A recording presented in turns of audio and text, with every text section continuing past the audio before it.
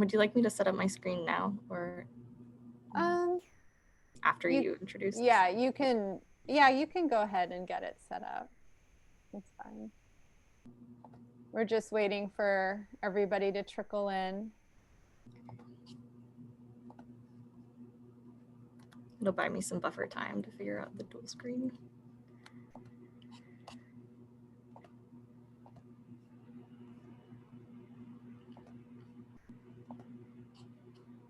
Are you guys able to see the attendee list?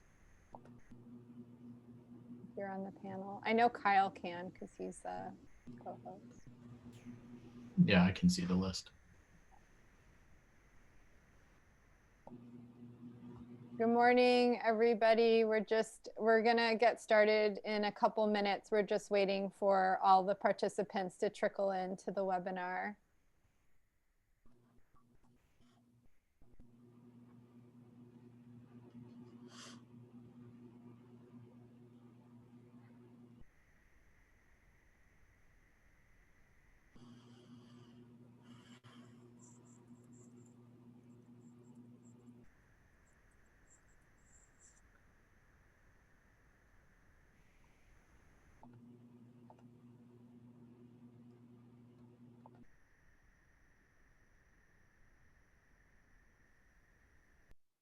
We're gonna start at probably 8:03, so less than 2 minutes.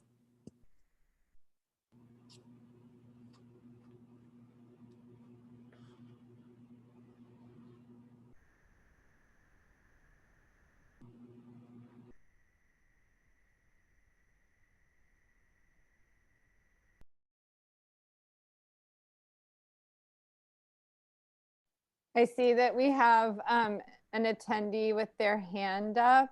Can you, if you have something that you need to ask, you can put it in the chat.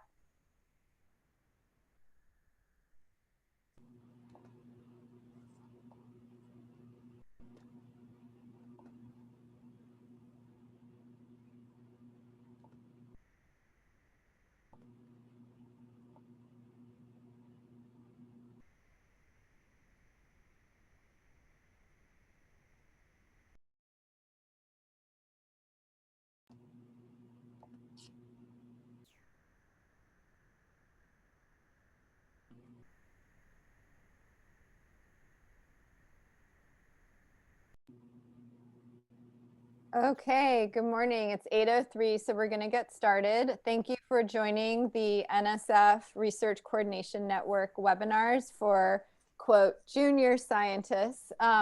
This is a forum for all of the hardworking PhD students and postdocs and assistant professors who have been doing their service to the pandemic to be able to talk about their research in front of an academic audience and get feedback, and for us to learn from their hard work because they are the motor behind all this amazing work happening across the country. Just to let you know how it's going to work today, we have two speakers. We have Megan Lott, who is a PhD student in Dr. Aaron Lipp's lab at University of Georgia. And we have Dr. Aaron Bivins, who is a postdoc in Kyle Bibby's group at Notre Dame. And Megan will be speaking first for 20 minutes. There'll be 10 minutes of questions, and then Aaron will follow with a similar length talk and Q&A. Right now, all of the webinar attendees are not able to speak, and we are putting questions in the Q&A. So when you put a question in the Q&A and you're looking at the Q&A, you can upvote questions by clicking on the thumbs up, and that will raise your question to the top. And then we have members of our team here, Kyle and Yesith, who will do the Q&A, sort of head that. So we will not be monitoring the chat for questions. So if you put a question in the chat, it won't be monitored. Only put issues in the chat if you want to say hello, or you have like a technical issue that we may or may not be able to help you with. So focus on the Q&A. All right, so enough talking by me. We're gonna now just go ahead and start with Megan Lott. So Megan, go ahead. Thank you. Thank you. And thank you all for taking the time to join us this morning. We're really grateful to be able to present some of our research here thus far, and are really grateful because I think our progress has been due in great part to what we've learned from this network. So I'd like to present to you today some of the data that we have looking at sewage-based epidemiology in a college town. And this was my sort of forced effort to point to the fact that we're conducting this research in an SEC town, heart of the University of Georgia in Athens, Georgia. I am Megan Lott, a PhD student in Dr. Erin Lipp's lab, and this data was really a culmination of all of the work from the PhD students and undergraduates in Erin's lab. So to just give you kind of an overview of really where we're conducting this research and what our motivation is. We've been conducting this research in Athens, Georgia. It's a consolidated city, county, and a college town in the United States in the state of Georgia. Athens lies about 70 miles outside of downtown Atlanta, but I believe that Athens could hold its own. This county is home to over 124,000 full-time residents and is all of the activity is largely centered around the University of Georgia, which is the largest employer in this area. And while we can appreciate the assets of our community, such as the mobilization of our research institutions and medical traineeships, we must recognize that some of the risk factors for the COVID-19 pandemic may make Athens-Clarke County particularly vulnerable to the consequences of the pandemic. In Athens, there are notable disparities in socioeconomic status and healthcare coverage. Of our full-time residents, 30% live below or at the poverty level, and 20% of our community remains uninsured. A notable number of individuals live in group quarters, such as nursing homes or multifamily units. And in our community, we are particularly concerned about these vulnerable populations and their resiliency during the pandemic. Building upon our concern over these most vulnerable full-time residents, this summer, our community was anxiously anticipating the return of a large population of students back into the Athens at the start of the academic year. UGA's student population totals to about 40,000 students. 30,000 of these are undergraduate students, 5,000 which make up the incoming class, which are first-time, part-time residents to Athens. An additional 9,000 students are graduate students or students in professional programs. So the beginning of the academic term proposed to bring this large student population flux, which could come with it concerns about introducing new infections and increasing transmission to an already vulnerable population in Athens-Clarke County. To compound with these student population fluxes, Athens typically welcomes over 90,000 visitors during game day weekends for football games. Now, this fall, we've reduced the capacity at the football stadium to allow for 25,000 visitors, but that's still a population influx into and out of the community throughout the fall. So with these in mind, we really wanted to look at sewage-based epidemiology, wastewater-based epidemiology as a tool to better understand the outbreak of COVID-19 at our local level. And we wanted to use this information to complement the ongoing efforts from the university and in their efforts to do randomized testing, and also with the county's efforts in clinical surveillance. We began our research by conducting weekly wastewater monitoring throughout the different catchment areas in Athens-Clarke County. So I'll show you here a map of the catchment areas in Athens-Clarke County. Catchment A, B, and C are a bit distinct in what they're catching and the total influent flow that's attributing to both to these catchment areas. In catchment area A, collects influent flow from the University of Georgia, downtown areas, and some of the industries, the largest industries in Athens. Catchment area B collects wastewater influent from 2 of our hospitals. And catchment area C, while doesn't have a large daily influent flow of wastewater, does collect flow from porta potties and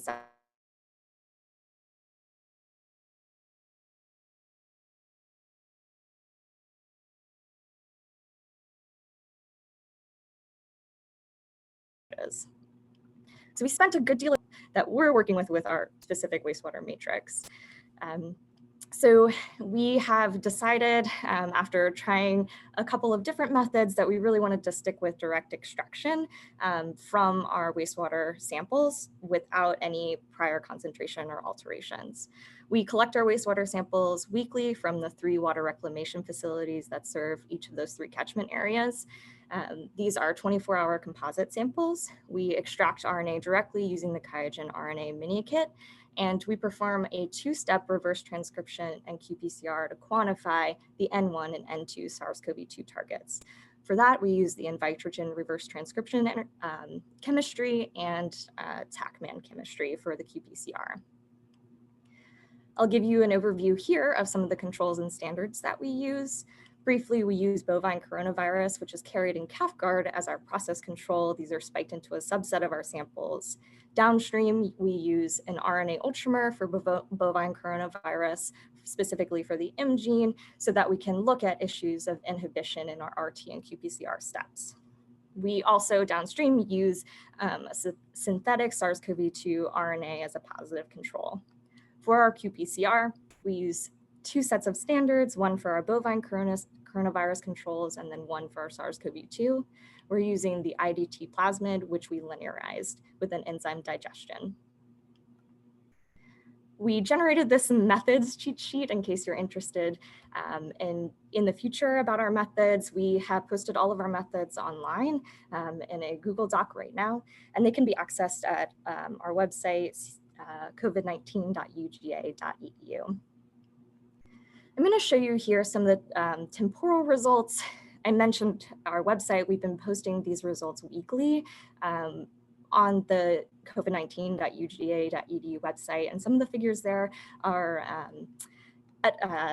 editable, so you can go in and kind of zoom in and play around with the figures a little more. But for now, I'll show you a stagnant image of our preliminary data.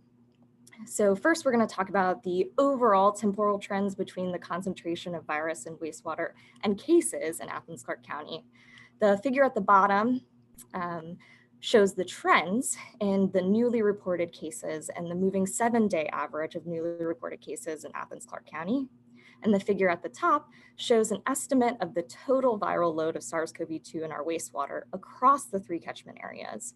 We estimated this total viral load by calculating first the concentration of virus per liter, and then by adjusting for the daily influent flow from each water reclamation facility. And then we summed the total copies, estimating the total abundance of N1 and N2 targets.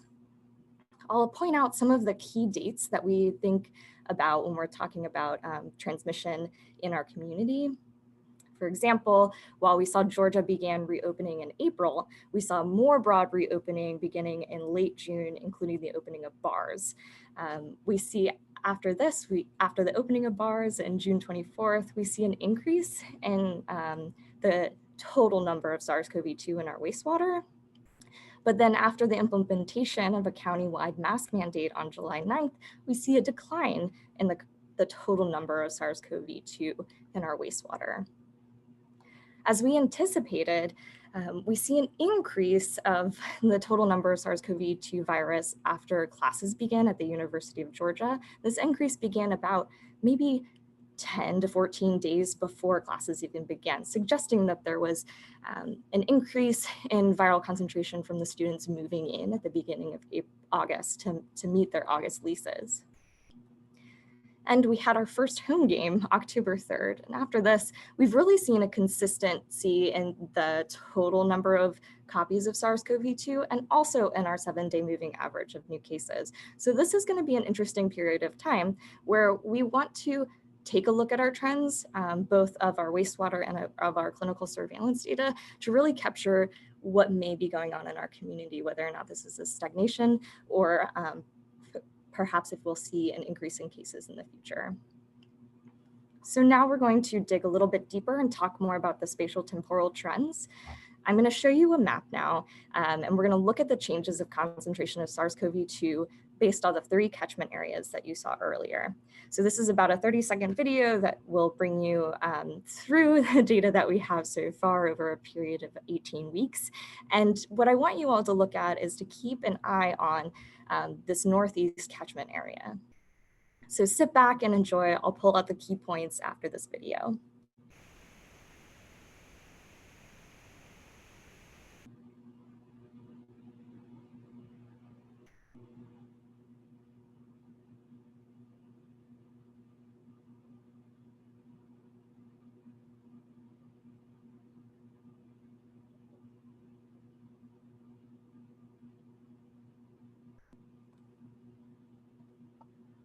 All right, so after watching this video a few times, it appears to us that changes in catchment area A seem to precede those changes in the other 2 catchment areas. So perhaps changes in this catchment area may be predictive of changes in the rest of the community, or that transmission events in that catchment area are leading those transmission events in the other regions of Athens. I'll point out 2 examples of this that I have seen.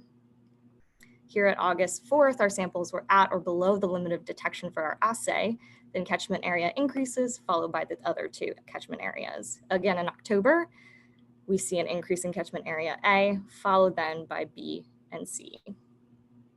So this has been particularly curious for our group, and we're wondering if maybe we can resolve some of these questions and curiosities we have about these trends in catchment area A. And so what we are embarking on now is phase 2 of our research, where we're going to be conducting more frequent sampling at our water reclamation facility. So we'll be moving to twice-a-week sampling.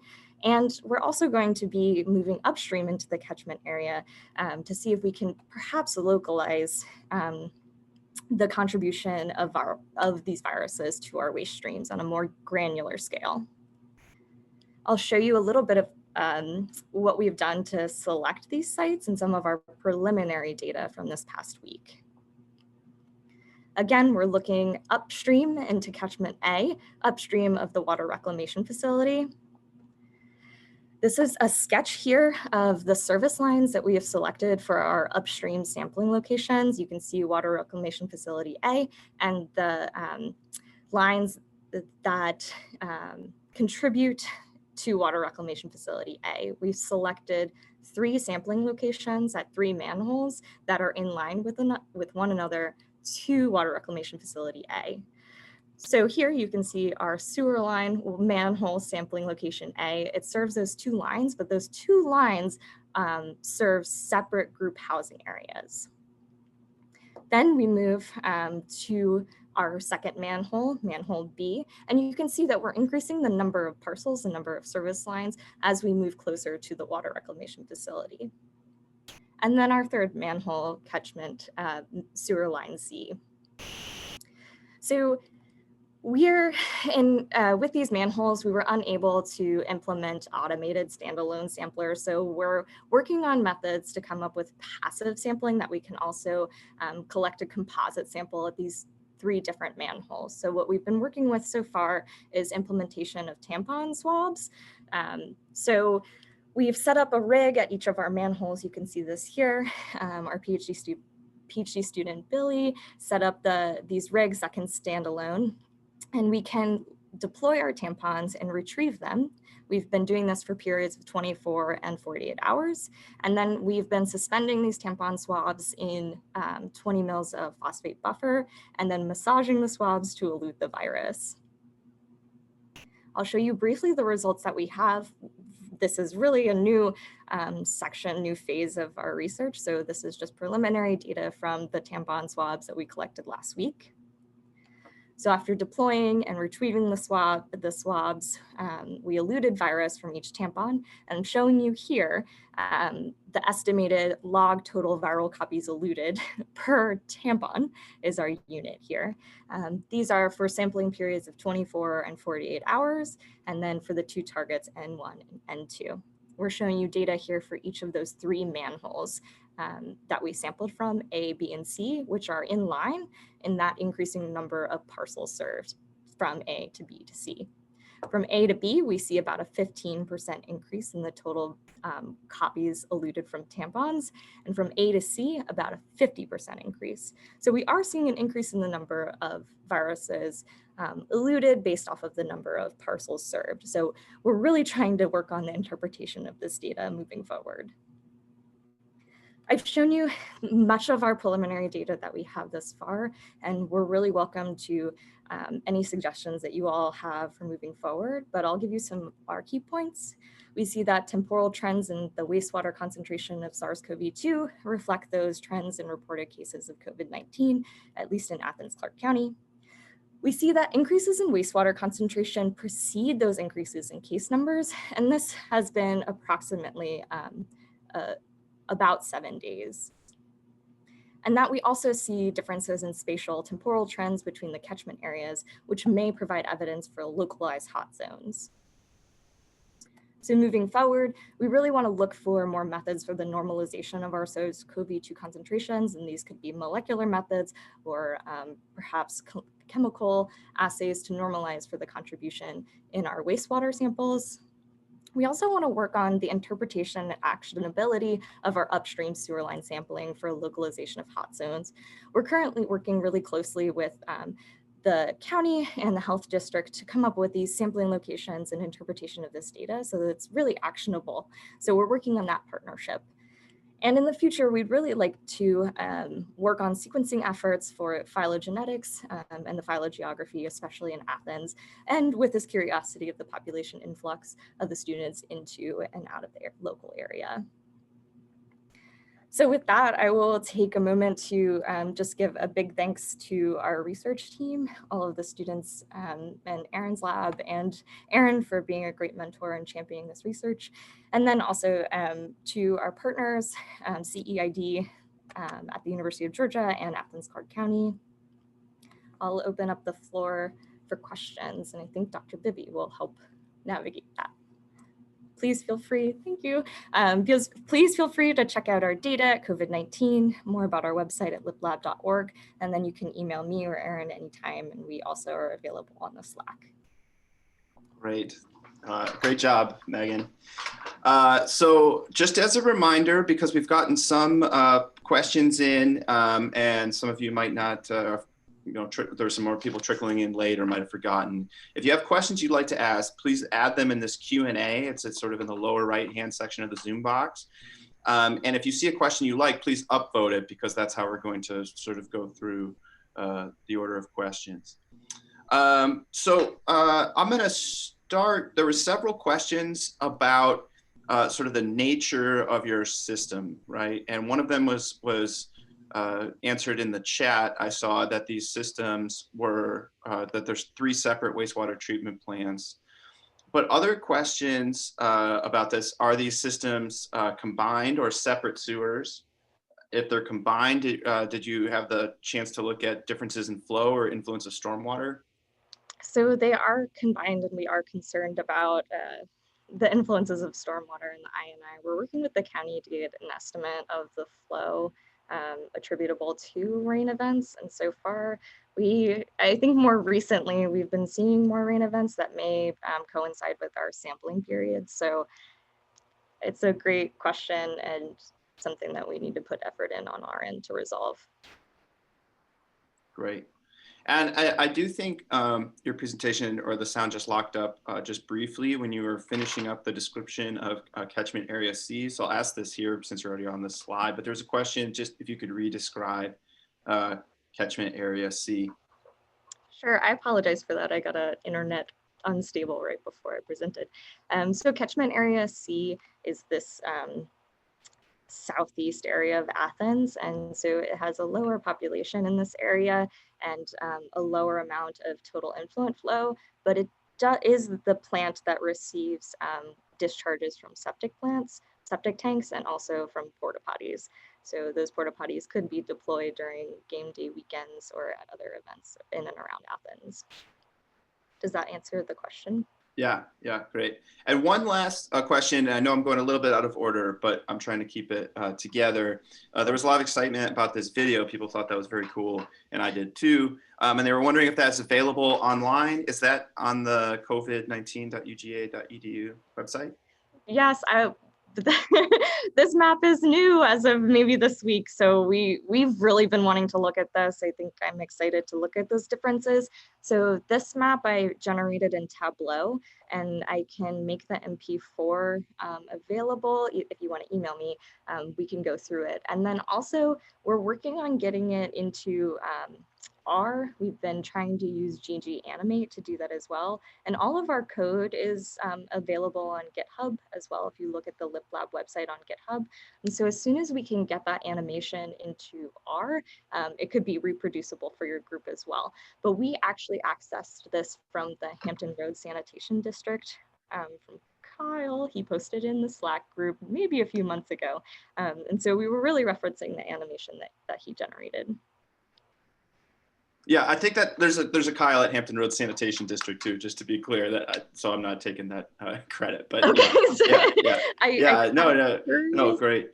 All right, so the top voted question right now, and this is on my list too, so I'll add an extra vote to that as well, is, and this is from Andrea Silverman. Can you talk a little bit about how the data from the tampons might, or I'll add in there, this is me saying, is it possible to use this quantitatively? For example, is there recovery data, and how can it be interpreted? Right. So this is the question that we're also trying to answer. I think we keep saying that we're trying to like sail the ship as we're building it, but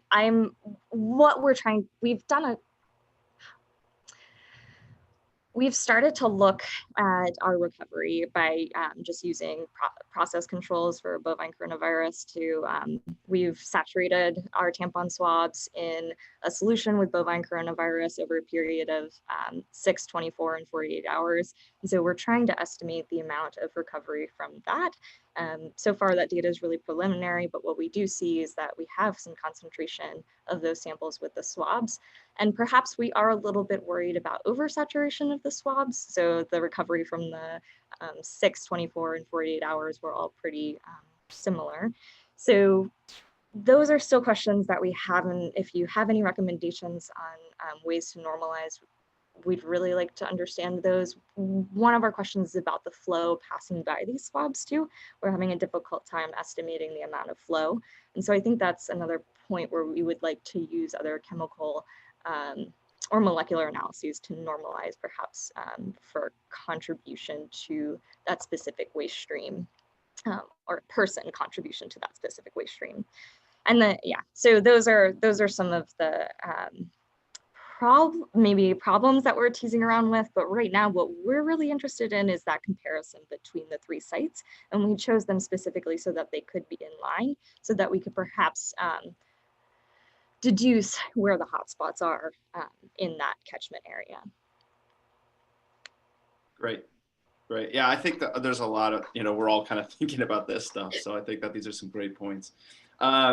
Okay, another sort of, another question from Andrea Silverman, that's sort of the next in the line, is when you're actually looking at the data, what do the bands around the SARS-CoV-2 data signify on the figure of virus concentrations over time? And if it's error, how was the error determined? Sure, so that's the shading is the 95% confidence intervals around those trend lines, and those trend lines were estimated using a low-S smoothing curve. And so the manipulation of that data, those estimates are also, the details are also available on the website. So those are the 95% confidence intervals associated with the low-S smoothing. Does that answer the question? Yeah, I think it does. Great. I think we're out of time. Okay. Kyle. All right. Great. Yep. Great job, Megan. Thank you. Great job. Okay, so Megan, it has finished, and now we are going to move on to Erin Bivins. So Erin, you can go ahead and share your screen and get started, and I will start the timer when you begin. All right, great. Thank you, Allie. Good morning, everyone. My name's Aaron Bivins. I'm a postdoc at the University of Notre Dame working with Kyle Bibby, and the title of my talk today is SARS-CoV-2 RNA and Midwestern Wastewaters. Sadly, I'm only going to talk about one place, but I'm working with a great team here at Notre Dame. Of course, Dr. Kyle Bibby, working with Devin North, Jinyu Wu, and Marley Schaefer, who are all graduate students. And I think one thing that's definitely apparent through this pandemic is that this is a team sport. And so I'm proud to work alongside these great folks. Briefly, the outline, we're going to look very briefly at wastewater-based epidemiology, SARS-CoV-2 and sewers. And then we're going to talk specifically about the workflow we're using and then some preliminary data and future directions. I've not met the Ninja Turtles yet, despite looking down in lots of sewers, but it's been an interesting journey. So WBE, as also known as environmental surveillance. Actually, Dr. Chuck Haas shared this paper from 1940 with me, where they're actually using Koch's postulates for poliovirus, inoculating monkeys with sewage and observing for the development of poliovirus like symptoms. Luckily, we now have molecular methods and don't have to do things like that anymore.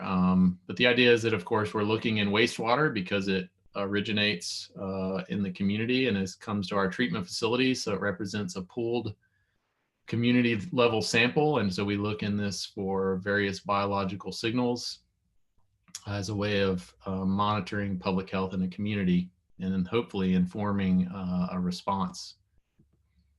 So shedding of SARS-CoV-2 RNA, by way of reminder, this virus infects via the angiotensin converting enzyme 2, which is expressed not only in the respiratory tract, but also in the renal and the gastrointestinal systems. And so we have a lot of literature coming available on longitudinal shedding of SARS-CoV-2 in COVID-19 patients. And we know that, we see it in stool, maybe about half to 2/3 of those infected, anywhere from 2 to 10 log per gram of feces. And some papers report shedding out to 50 days. Some reports of RNA in urine, it seems to be much less prevalent than stool. Then, of course, we have the nasopharyngeal loading and the mucus and saliva. And so, I think it's important to note that all of those could end up in this wastewater stream.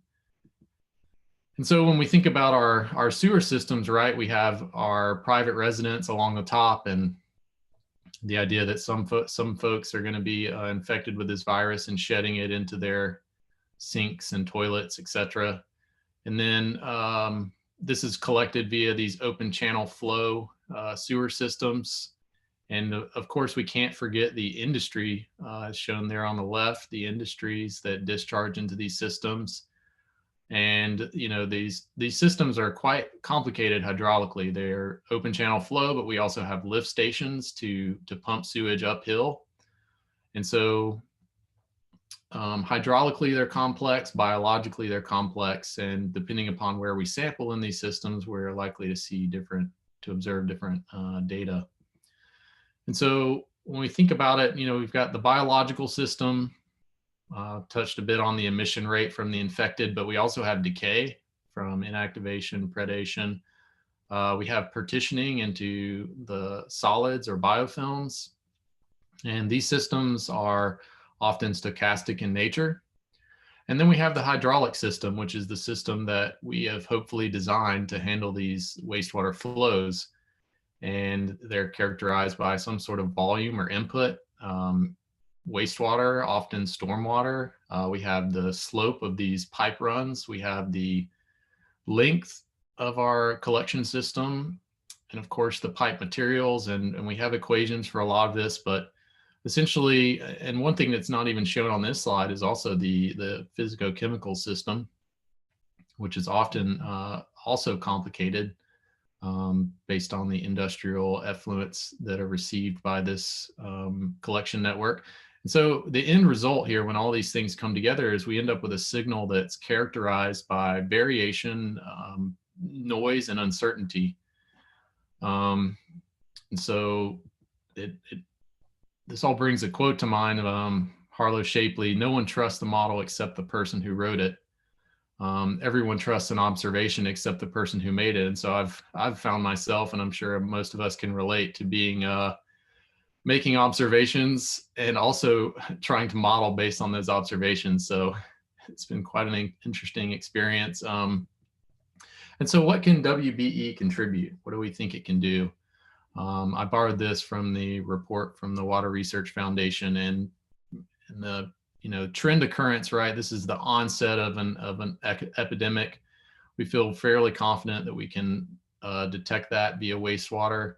Changes in trend, right? An outbreak, and then a plateau, and then a tapering. And now we've got one variable in two directions, so maybe cautiously optimistic there. And then of course we have the community prevalence, the idea that we can take measures in wastewater and use that to estimate how many folks in that community are infected. And that's shown there in red because that's increasingly uncertain and variable.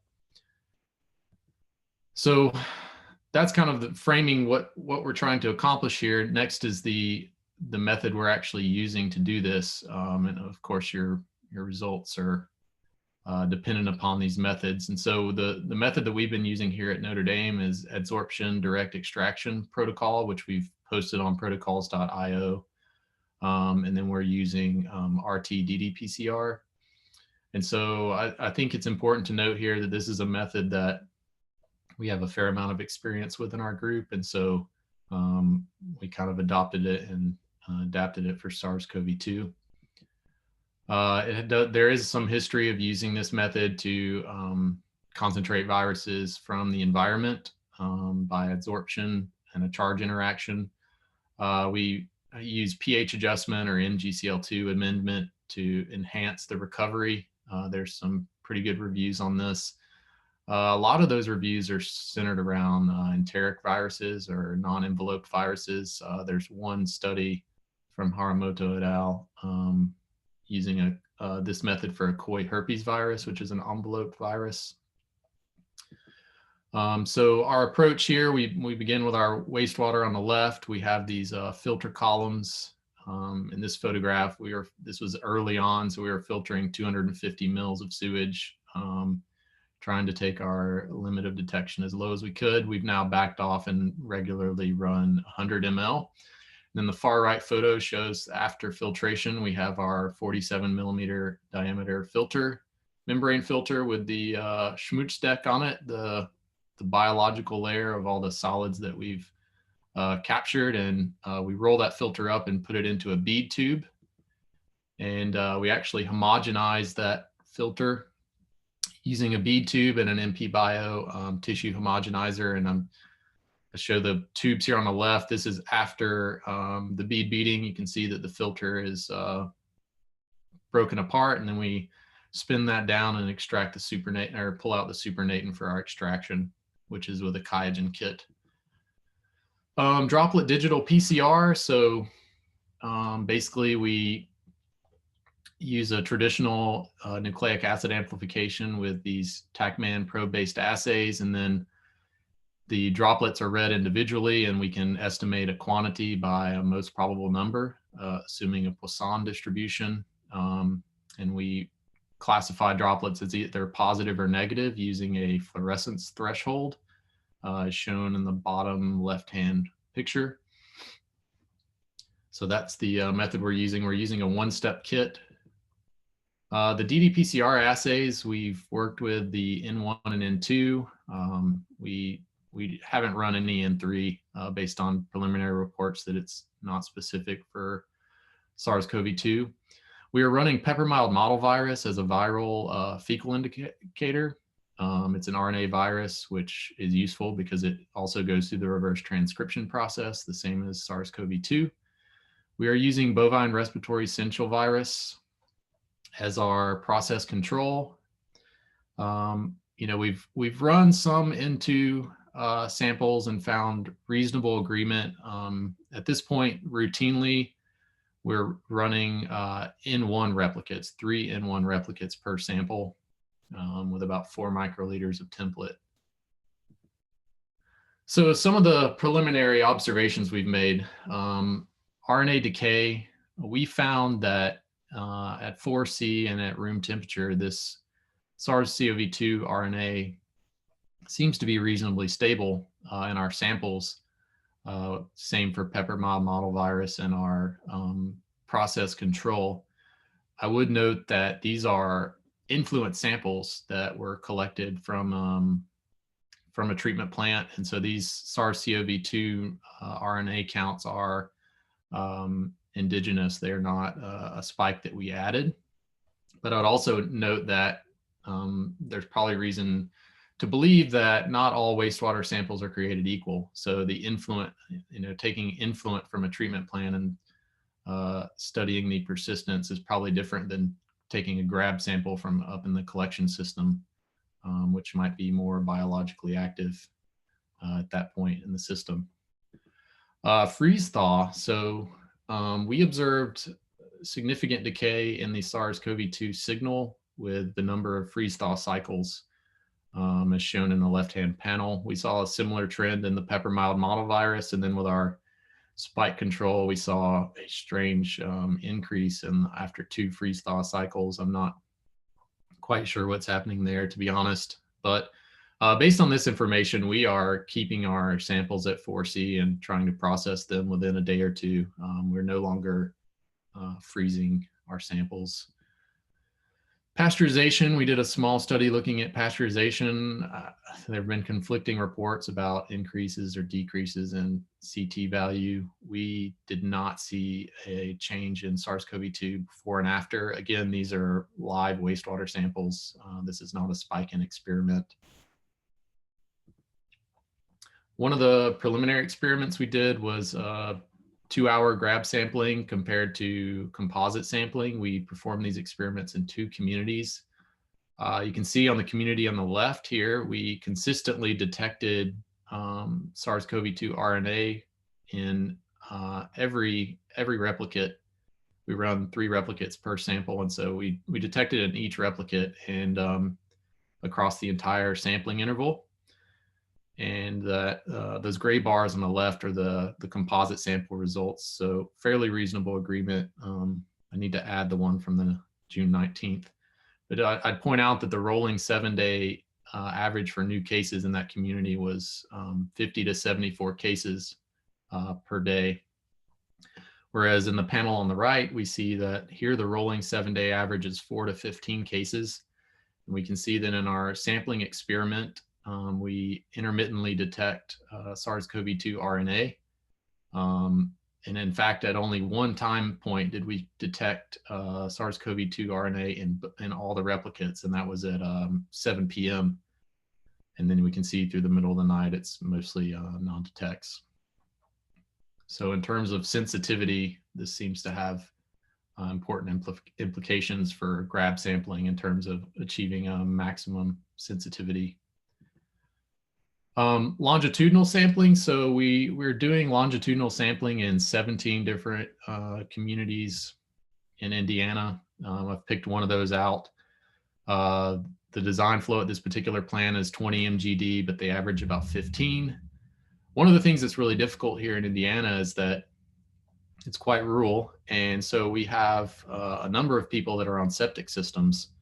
So trying to figure out how many people your treatment plant actually serves is quite difficult. And in this instance, we've got 41,000 people that are served by the municipal drinking water system. But then within 3 miles, the population is about 51,000 within a 3-mile radius, about 18,000 households, 19,000 households. So we began sampling on the 8th of June in response to an outbreak in this community. We've been using time-based composites. We started off daily and now we run 3 a week. Some of our preliminary analysis, if we look at we found the strongest associations in this community between the rolling 7-day average positivity and the N1 to pepper mild model virus ratio. So we take the log-based 10 copy number per liter for each of those, and we take a ratio. And the idea here is that the pepper mild model virus helps us control for the fecal content of each sample. And then the N1 tells us about the SARS-CoV-2 RNA content of that sample. And we found some statistically significant correlations. These are Spearman correlations, especially for the rolling 7-day positivity and the N1 to pepper mild model virus ratio. I would say this is, mostly hypothesis forming work, but it seems to indicate that there might be some things here worth investigating further. If we take a look at the longitudinal data for N1 to pepper mild model virus ratio, and then the positivity on a rolling 7-day average, this is what the graph looks like over time. And then that's a lowest regression. The red line is the lowest regression, and the gray line is the rolling 7-day positivity. So we can see that here recently there's been large increases in the positivity as the outbreak seems to be regaining momentum in this particular municipality, and we've seen those trends in our wastewater samples. There's that section there where lowest is kind of just a straight line. That's actually where we actually ran out of extraction materials, which I'm sure most folks can maybe relate with. So that gap is maybe it's just a reality of what we're working with right now. One thing I'd like to point out actually is that I've not made any adjustments based on lag or lead.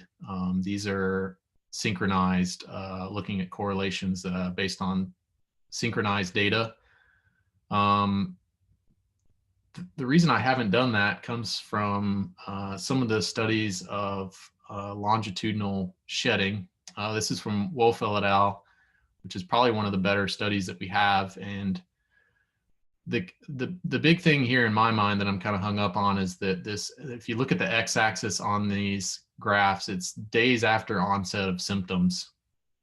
And you can see that most of the first measures in stool at least are, anywhere from 3 to 8 days after the onset of symptoms. These are people that have shown to a hospital for treatment with symptoms. And so,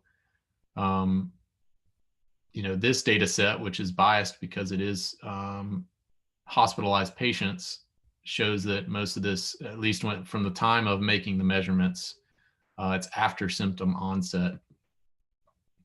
And when we look at now, of course, what's difficult here is we don't know when any of these patients were actually infected in the time series. When we look at some of the animal models, this is some data from a paper with African green monkeys. We see stool shedding almost within a day or two of infection, of inoculation, which is if you look in the upper right panel, these are rectal swabs. And so we can see that some of these animals exhibit shedding almost within a few days of infection. And so I think that some of this lead and lag is based on how good the clinical surveillance system is compared to the wastewater, rather than an actual biological difference. And so I've not yet started playing with the lead and lag for our data. Some of our future efforts, it sounds like a lot of folks are headed in these directions, right? Getting the cost down, getting faster, and then targeted testing within sewer shed to better inform clinical surveillance. These are the things that we are thinking about and tinkering with in our lab as we continue our longitudinal work in some of these communities. So conclusions, these biological systems are inherently stochastic. The wastewater collection systems are hydraulically complicated, and on top of that, wastewater is a complex biological and chemical matrix. So I think those three systems in play, we have to be fairly circumspect. And then of course that affects our recovery during our methods, how much volume we can filter, which that affects our limit of detection. So despite this, it seems that we are able to consistently detect SARS-CoV-2 RNA in wastewater. And I think that this RNA in wastewater seems to correlate with the trends in COVID-19 cases. Sometimes it precedes. However, the uncertainty and the variability are quite high, so we have to be circumspect at this point in our interpretation of these data. And with that, I am happy to take any questions.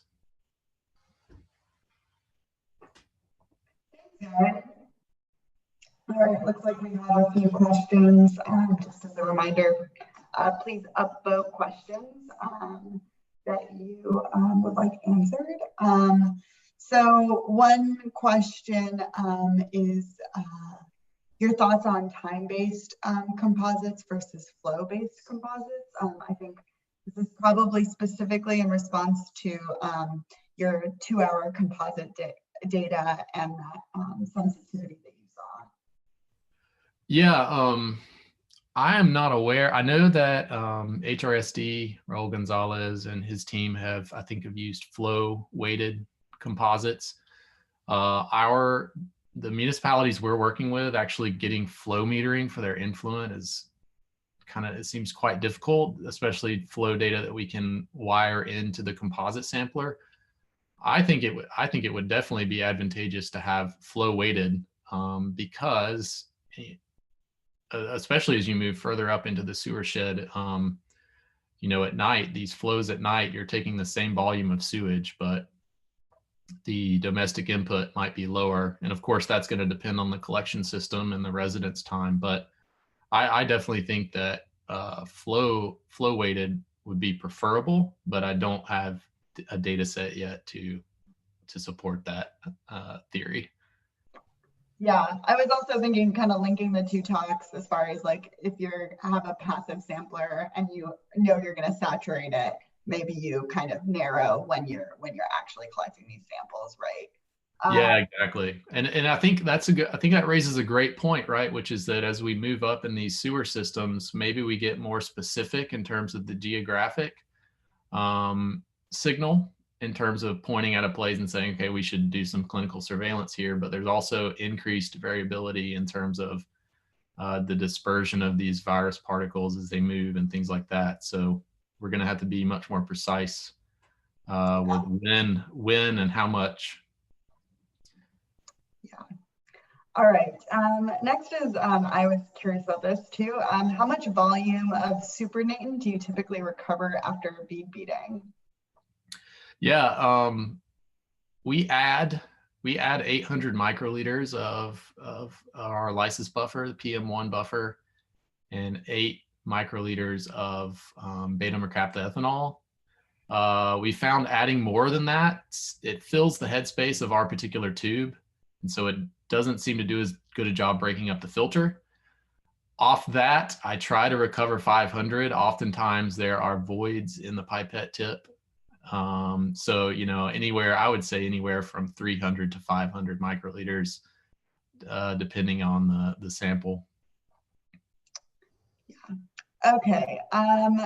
Does Notre Dame share your data on a public dashboard? How are you communicating your results to the public health department and the treatment plant? Yeah, so, one of the slides that I showed was showing longitudinal data in a couple of different colors, and that's actually was a screenshot from this particular municipality's online reporting system. I'll be honest, I'm not sure that that's being fed into any further action. The treatment plant folks think it's really interesting.